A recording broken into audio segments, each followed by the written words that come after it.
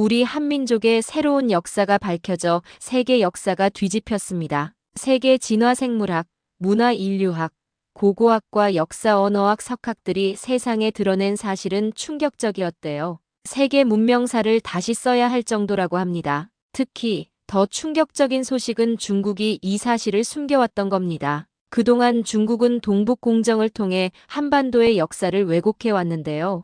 고조선, 고구려, 발해까지 중국 역사라며 때를 써왔습니다. 4천년 동안 숨겨왔던 한민족의 비밀이 밝혀지자 중국이 경악하고 있습니다. 세계 석학들이 건져 올려 세상에 드러낸 4천년 한민족의 뿌리는 무엇일까요? 중국은 왜 이 사실을 비밀에 붙였을까요? 한민족의 역사를 둘러싸고 중국, 세계 석학들 사이에선 무슨 일이 있었던 걸까요? 안녕하세요. 저는 엘리엇 브레너라고 합니다. 옥스퍼드 대학교 진화문화인류학과 교수로 일하고 있어요. 서양 중심의 연구를 하던 저는 몇 해 전부터 아시아권으로 학문 영역을 넓혔어요. 그렇다고 동북아에는 관심이 없었습니다. 한국에 대한 대략적인 것들은 알고 있었지만 깊이 있는 탐구의 대상은 아니었으니까요. 특히 한국에는 관심조차 없었죠. 그런데 동남아에서 있었던 한민족에 대한 작은 발견이 저를 뒤흔들어 놓았습니다.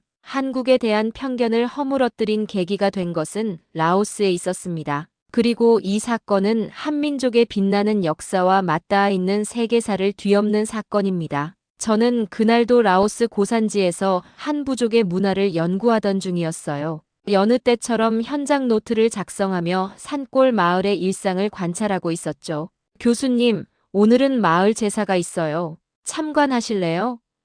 현지 가이드가 묻자 흔쾌히 수락했습니다. 마을 광장에 들어서는 순간 이상한 느낌이 밀려왔어요. 낯선 풍경이 아니었습니다. 오히려 어딘가 본 듯한 익숙한 무언가가 있었죠. 제사를 준비하는 사람들의 움직임, 공간 배치, 심지어 장로들의 몸짓까지 강렬한 대자비를 느끼게 했습니다. 제사가 시작되었고 마을 장로가 상 위에 정중하게 돼지머리를 올렸습니다. 그 주변으로 여러 종류의 나물이 놓였어요. 제 심장이 빠르게 뛰기 시작했습니다. 이건 명백히 한국의 전통 제사와 유사했어요. 더 놀라운 일은 그 다음에 있었습니다. 아이들이 뛰어놀며 서로를 부르는 소리가 들렸어요. 한국어의 특징적 호칭 방식과 너무나 닮아 있었습니다. 그 순간 등줄기로 전율이 흘렀어요. 단순한 문화적 유사성이 아니었습니다. 이건 더 깊은 무언가, 어쩌면 역사적 연결고리가 있을지도 모른다는 직감이 들었습니다. 머릿속에 가설들이 춤을 추듯 맴돌았어요. 만약 이 부족과 한국 사이에 역사적 연결고리가 있다면 이것은 동아시아 문명의 이동에 대한 기존 학설을 완전히 뒤집을 수도 있는 발견이었습니다. 노트북을 다시 열고 독일 베를린 자유대학의 언어학자 에밀리 슈미트에게 이메일을 보냈습니다. 당신의 전문성이 필요합니다. 한 부족의 언어 구조가 한국어와 유사한 패턴을 보입니다. 이것은 우연일까요? 아니면 역사의 연결점일까요? 새벽녘 귀환 비행기에 오르면서 확신했습니다. 제 학문적 여정이 완전히 새로운 방향으로 전환되는 순간이었습니다. 저는 이제 라오스의 한 부족과 한국 사이의 미스터리를 풀어내야만 했어요. 그 부족은 라오스 산악지대에서 사는 라후족이었습니다. 라후족은 중국 윈난성과 동남아 국가에서 거주하는 민족입니다. 라후족과 한국인의 언어, 생활 문화, 유전자 등을 연구하면 유사성, 동일성을 확인할 수 있었습니다. 저는 먼저 언어 연관성을 확인했어요. 언어학의 천재로 알려진 에밀리는 제가 보내준 라후족의 언어 샘플을 꼼꼼히 분석했습니다. 우리는 베를린의 한 카페에서 만나 분석 결과를 두고 이야기를 나눴어요. 엘리엇, 이건 정말 흥미로운 발견이에요. 에밀리가 안경을 고쳤으며 말했습니다. 라후족의 말은 구문 구조가 중국어나 티베트어, 태국어와는 확연히 다르군요. 그럼 어떤 언어와 가까운 거죠? 호기심에 차 물었어요. 에밀리는 잠시 고민하는 듯 했습니다. 놀랍게도 고대 조선어와 통사 구조가 유사해요. 특히 문장 끝 어미 변화 패턴은 거의 똑같은 원리를 따르고 있어요. 제 심장이 빠르게 뛰었습니다. 중국어 계통이라고 보기엔 구조적 괴리가 너무 커요. 에밀리가 확신하듯 말했습니다. 우리는 라후족의 본거지인 중국 윈난성으로 가기로 했어요. 가설을 확인할 더 많은 증거가 필요했거든요. 에밀리와 헤어지며 약속했습니다. 2달 후 윈난성에서 만나요. 그동안 각자 준비하고 가설을 더 다듬어 봅시다. 영국으로 돌아와 대학 연구실에 틀어박혔습니다. 라후족과 한국의 연결 가능성에 대한 예비 논문을 작성했어요. 한밤중에 문득 깨달음이 찾아왔습니다. 이것은 단순한 학술적 발견이 아니었어요. 이건 인류 이동의 퍼즐에서 잃어버린 중요한 조각일지도 모릅니다. 윈난성으로 떠나기 전날 마지막으로 자료를 정리하며 생각했습니다. 만약 우리의 가설이 맞다면 동아시아 역사 지도를 다시 그려야 할지도 모릅니다. 한국 문명의 영향력과 확산이 지금까지 알려진 것보다 훨씬 더 광범위했을 수 있어요. 윈난성 쿤밍공항에 도착했을 때 이미 불길한 기운을 느꼈습니다. 에밀리는 저보다 하루 먼저 도착해 있었어요. 공항 밖에서 만난 에밀리의 표정이 어두웠습니다. 무슨 일이에요? 걱정스럽게 물었어요. 좋지 않은 소식이에요. 에밀리가 작은 목소리로 대답했습니다. 현지 당국에서 우리의 라후족 마을 방문을 불허했어요. 충격을 받았습니다. 우리는 모든 연구 허가증을 미리 준비했고 공식적인 학술 교류 프로그램으로 왔는데 말이죠. 이유가 뭐라고 했어요? 외국 학자 조사 불허 방침이래요. 특별한 설명도 없이요. 에밀리가 떨리는 목소리로 말했습니다. 심지어 여권 정지 위협까지 했어요. 무언가 비정상적이었어요. 학술 연구를 이토록 강경하게 차단하는 건 매우 이례적인 일이었습니다. 누군가 의도적으로 우리 연구를 방해하고 있어요.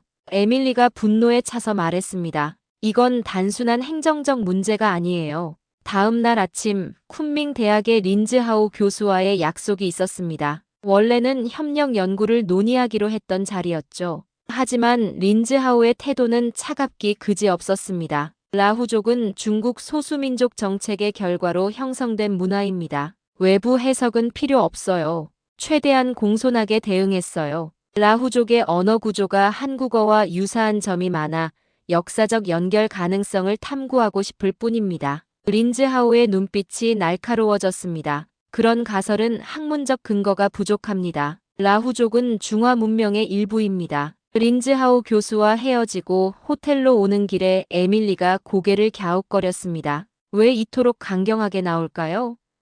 단순한 학술 연구인데 말이에요. 만약 라후족과 한국의 연결이 사실이라면 중국 소수민족 역사 서술에 균열이 생길 수 있으니까요.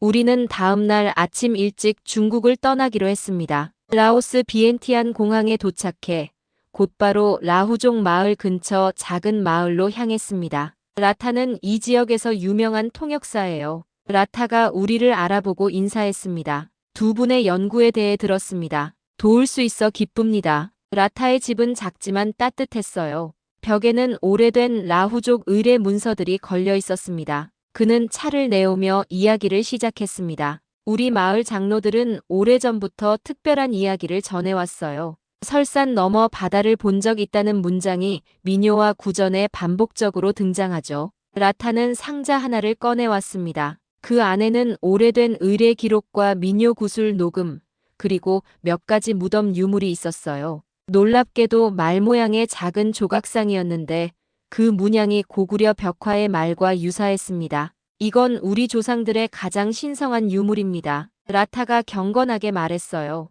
이것이 왜 중요한지는 모르지만 대대로 보존해왔어요. 에밀리가 구술 민요 녹음을 분석하기 시작했습니다. 이 민요의 동방 이주를 상징하는 구조가 계속 반복되고 있어요. 해 뜨는 곳에서 왔다가 해 지는 곳으로 갔다라는 구절이 여러 번 나와요. 라타는 고개를 끄덕였습니다. 우리 장로들은 조상이 동쪽에서 왔다가 서쪽으로 이동했다고 말합니다. 큰 물을 건너 설산을 넘었다고요. 문득 머릿속에 베링 해협 이동설이 떠올랐습니다. 만약 고대 한반도 지역에서 출발한 집단이 북동아시아를 거쳐 베링 해협으로 이동했다가 다시 남하하여 라오스 고산지대에 정착했다면 상상만으로도 흥분되는 가설이었습니다. 라타, 혹시 마을에 아직 보존된 전통 의례가 있나요?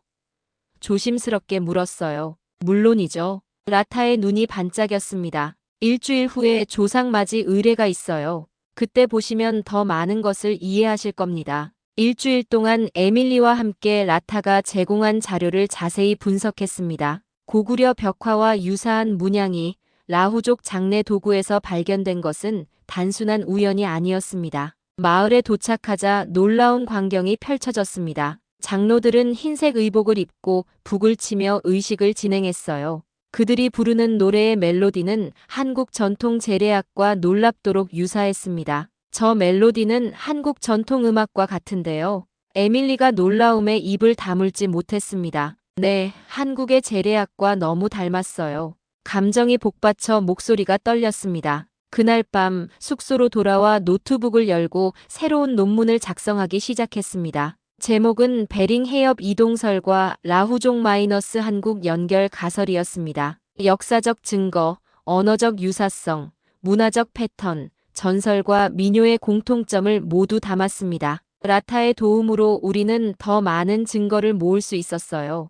그리고 이제 결정적인 단계로 나아갈 시간이 왔습니다. 과학적 증명이 필요했습니다. 라후족과 한국인의 DNA 비교 분석이야말로 가장 확실한 증거가 될 것입니다. 독일로 돌아가서 연구소에 표본을 의뢰해 봅시다. 에밀리가 제안했습니다. 떠나기 전날 라타가 마지막 선물을 건네주었습니다. 오래된 비단천에 쓰인 라후족 노래 가사였어요. 우리는 잊지 않았다. 동쪽 바다의 형제들을. 이 문장 하나가 수천 년의 침묵을 깨트린 열쇠가 될지도 모른다는 생각에 가슴이 벅차올랐습니다. 독일 베를린의 유전학 연구소는 세계 최고 수준의 시설을 자랑했습니다. 에밀리의 지인인 한스 밀러 교수가 우리의 연구에 관심을 보이며 직접 분석을 맡아주었습니다. 한스가 라후족과 한국인 DNA 샘플을 살펴보며 말했습니다. 두 집단 간의 유전적 연결을 찾는다면 역사적으로 중요한 발견이 될 수 있겠군요. 분석 결과를 기다리는 일주일은 길고도 짧았습니다. 에밀리와 저는 베를린 도서관에서 유라시아 고대 민족 이동에 관한 자료를 더 찾아보았어요. 가설을 뒷받침할 학술적 근거를 더 단단히 하기 위해서였습니다. 마침내 결과가 나왔다는 연락을 받고 연구소로 달려갔습니다. 한스의 표정은 이미 좋은 소식을 예고하고 있었어요. 놀라운 결과예요. 한스가 화면을 가리키며 흥분된 목소리로 말했습니다. 라후족과 한국인 사이에 4,000년 전 공통 미토콘드리아 조상이 존재합니다. 과학적으로 명백하게 입증되었어요. 유전자 지도를 살펴보니 유라시아 고대아시아 계통에서 분기한 특별한 패턴을 보여주고 있었습니다. 특히 놀라운 것은 동아시아와 유전 패턴이 한국과 동일한 방식으로 나타난다는 점이었어요. 이건 단순한 지리적 이웃관계로는 설명할 수 없는 패턴입니다. 한스가 설명했어요. 두 집단이 실제로 같은 조상을 공유했다고 봐야 합니다. 에밀리와 눈을 마주쳤습니다. 우리의 가설이 과학적으로 증명된 순간이었어요. 감격스러움에 말을 잇기 어려웠습니다. 연구소를 나오면서 에밀리에게 말했습니다. 이제 논문을 완성할 시간이에요. 이틀 동안 잠도 제대로 자지 않고 논문을 작성했습니다. 제목은 언어보다 오래된 연결, 라후족과 한국인 사이의 4,000년 유전적 연결고리로 정했어요. 고문서 분석, 언어 구조 비교, 문화적 의뢰, 유전적 증거까지 모든 것을 담았습니다. 논문이 온라인 학술지에 게재되자마자 폭발적인 반응이 이어졌어요. BBC는 특별 기사를 통해 한국 문명은 생각보다 훨씬 멀리 닿아 있었다라는 제목으로 우리의 연구를 소개했습니다. 전화기가 쉴 새 없이 울렸습니다. 세계 각국의 언론과 학계에서 인터뷰 요청이 쏟아졌어요. 이메일함에는 중국 학계의 반박 글들도 있었습니다. 특히 린즈하우 교수는 우리의 방법론을 강하게 비판했지만 데이터 자체는 반박하지 못했어요. 객관적인 유전학적 증거 앞에서는 이데올로기적 주장이 힘을 잃고 있었습니다. 한국 학계에서는 처음에 조심스러운 반응을 보였지만 데이터를 검토한 후에는 열띤 토론이 시작되었어요. 서울대학교의 한 교수는 이 연구는 한국 문명의 영향력에 대한 새로운 시각을 제공합니다라고 평가했습니다. 가장 감동적인 반응은 라후족 마을에서 왔습니다. 라타가 보낸 이메일에는 장로들이 연구 결과를 듣고 눈물을 흘렸다는 내용이 담겨 있었어요.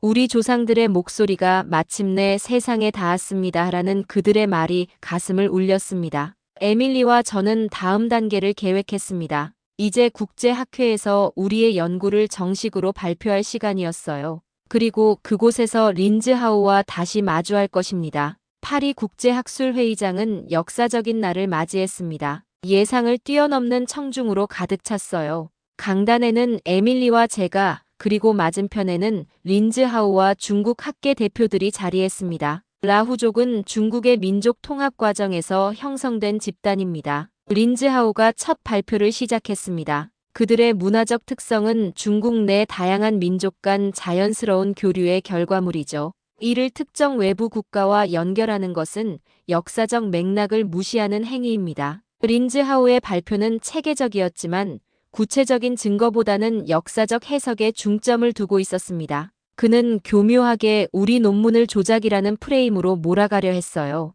제 차례가 되었습니다. 저는 길게 호흡하고 단상에 섰어요.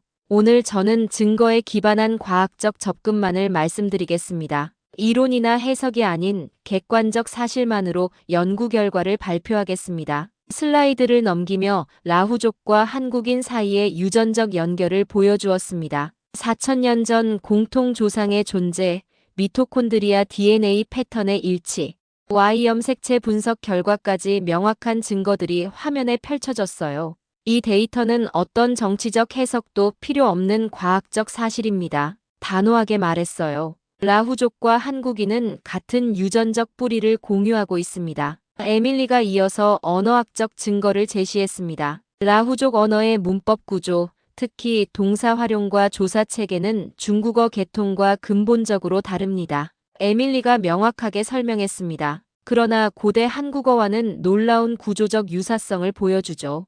토론이 끝나갈 무렵 학회장 분위기는 완전히 바뀌어 있었습니다. 학자들이 우리의 연구에 지지를 표했고 학회위원회는 우리 논문을 공식 학술지에 등재하기로 했어요. 린즈하우가 자리를 떠나기 전 잠시 저와 눈을 마주쳤습니다. 그의 표정에서 분노보다는 복잡한 감정이 읽혔어요. 리셉션에서 여러 나라의 학자들이 다가와 대화를 나누었습니다. 가장 인상적이었던 것은 일본의 저명한 인류학자 다나카 교수의 말이었어요. 브레너 교수님, 당신의 연구는 동아시아 역사를 새롭게 보는 시각을 제공했습니다. 우리는 이제 중국 아닌 제3의 기원에 대해 진지하게 논의해야 할 시점에 왔습니다. 그날 밤 호텔방에서 에밀리와 성공을 자축했습니다. 우리는 학문적으로 승리했을 뿐 아니라 라후족 문화의 독립성과 한국적 계열성을 동시에 인정받은 것이었습니다. 이것은 끝이 아니라 새로운 시작이었습니다.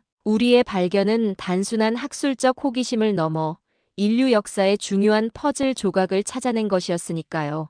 파리 학회 이후 세계적인 반응은 예상을 뛰어넘었습니다. 놀랍게도 유네스코가 라후족과 한국에 관한 공동 연구를 제안했어요. 전례 없는 결정이었고 우리 연구의 중요성을 국제적으로 인정받은 순간이었습니다. 브레너 교수님, 유네스코 프로젝트 책임자를 맡아주시겠습니까? 유네스코 문화유산 담당관의 제안에 기쁘게 수락했습니다. 서울과 라오스 비엔티엔의 이동 문명 연구소가 동시에 설립되었어요. 두 연구소는 화상 연결을 통해 실시간으로 자료를 공유하며 협력하기 시작했습니다. 한국의 연구진과 라오스 현지 학자들이 함께 일하는 모습은 감동적이었습니다. 라후족 마을을 다시 방문했을 때 장로들의 환대는 더욱 따뜻했습니다. 그들은 공식적인 환영식을 열어 우리를 맞이했어요. 우리는 잊지 않았습니다. 최고 장로가 떨리는 목소리로 말했습니다. 수천 년의 시간과 거리를 넘어 우리의 뿌리를 찾아준 당신들에게 감사합니다. 라후족 청년들은 한국어를 배우기 시작했고 한국에서는 라후어를 연구하는 학자들이 늘어났습니다. 교류 프로그램도 시작되었어요. 라후족 젊은이들이 한국을 방문하고 한국 대학생들이 라후족 마을에서 봉사활동을 하는 모습은 역사의 화해와 같았습니다. BBC와 내셔널 지오그래픽은 우리의 연구를 바탕으로 다큐멘터리 사라진 민족의 이름을 제작했습니다. 전 세계적으로 방영된 이 프로그램은 한국 문명의 확장성과 영향력을 새롭게 조명했어요. 한국은 단순한 반도 국가가 아닙니다. 다큐멘터리 내레이션이 울려 퍼졌습니다. 그들은 유라시아를 가로지르는 문명의 통로였고 그들의 발자취는 우리가 생각했던 것보다 훨씬 멀리 그리고 깊이 남아 있었습니다. 세계 역사 교과서는 수정되기 시작했어요. 문명 이동사에서 한국이 기원지 중 하나로 기록되었습니다. 이제 한국은 단순히 중국과 일본 사이의 작은 반도 국가가 아니라 독자적인 문명의 중심축으로 자리매김했습니다. 에밀리는 언어 교육 프로그램을 이끌며 라후어와 한국어의 연결점을 더 깊이 연구했습니다. 그녀의 새 책 침묵의 언어, 4000년 이동의 흔적은 학술서임에도 베스트셀러가 되었어요. 유네스코 프로젝트가 1년째 접어들었을 때 우리는 더 넓은 지역으로 연구 범위를 확장했습니다. 미얀마, 태국 북부, 심지어 인도 북동부 지역까지 한국 문명의 흔적을 찾아 나섰어요. 놀랍게도 각 지역에서 새로운 증거들이 발견되었습니다. 세계는 이제 한국을 새로운 시각으로 바라보기 시작했습니다. 그들은 더 이상 단순한 문화 수용국이 아니라 강력한 문명의 발신국으로 인정받게 되었습니다. 연구 프로젝트가 마무리 단계에 접어들면서 옥스퍼드 대학에서 최종 보고서를 작성하고 있었습니다. 창밖으로 내리는 가을비를 바라보며 지난 3년의 여정을 되돌아봤습니다. 전화기가 울렸습니다. 에밀리였어요. 좋은 소식이에요. 베이징 대학에서 공식 사과문을 발표했대요. 린즈하오도 우리 연구 결과를 인정한다고 합니다. 미소를 지었습니다. 이것은 단순한 학문적 승리가 아니라 진실의 승리였습니다. 정치적 압력과 학문적 편견을 넘어 객관적 증거가 마침내 인정받은 것이었어요. 다큐멘터리 최종 편집본을 확인하기 위해 영국 BBC 스튜디오를 방문했습니다. 마지막 장면은 감동적이었어요. 라후족 아이가 한국의 고궁에서 한복을 입고 놀고 있는 모습이었습니다. 그 아이의 웃음소리가 4000년의 단절을 뛰어넘어 영원한 연결로 이어지는 듯 했습니다. 한국 초등학교 교과서에도 이동 문명이 소개되었다는 소식을 들었습니다. 아이들은 이제 한국 문명의 영향력이 얼마나 광범위했는지 배우고 있었어요. 이것은 역사인식의 근본적인 변화였습니다. 연구실로 돌아와 책상에 앉았습니다. 새로운 연구 제안서를 작성하기 시작했어요. 연구실로 돌아와 책상에 앉았습니다. 새로운 연구 제안서를 작성하기 시작했어요. 제목은 한국 문명의 글로벌 흔적이었습니다. 이제 시베리아, 몽골, 중앙아시아, 심지어 유럽 동부까지 한국 문명의 흔적을 추적할 계획입니다. 한국의 문명은 생각보다 훨씬 멀리 그리고 깊이 영향을 미쳤습니다. 연구실 벽에 걸린 세계 지도를 바라보았습니다. 이제 그 지도 위에는 새로운 선들이 그려져 있었습니다. 한반도에서 시작해 유라시아 전역으로 퍼져나가는 문명의 이동 경로였습니다. 그리고 그 선들은 계속해서 확장될 것입니다. 이 놀라운 탐구를 할 수 있어서 얼마나 기쁜지 모릅니다. 위대한 대한민국, 한민족의 문명 지도를 제가 연구하게 된 것은 영광스러운 일이에요. 오늘의 사연은 여기까지입니다. 재미있게 들으셨다면 좋아요와 구독 꼭 눌러주세요. 하실 말씀 있으시면 댓글 남겨주시는 것도 잊지 말아주시고요. 여러분께 재미있는 이야기를 전달하는데 큰 힘이 됩니다. 더 재미있는 사연으로 찾아뵐게요. 긴 시간 영상을 시청해주신 모든 분들께 감사드립니다.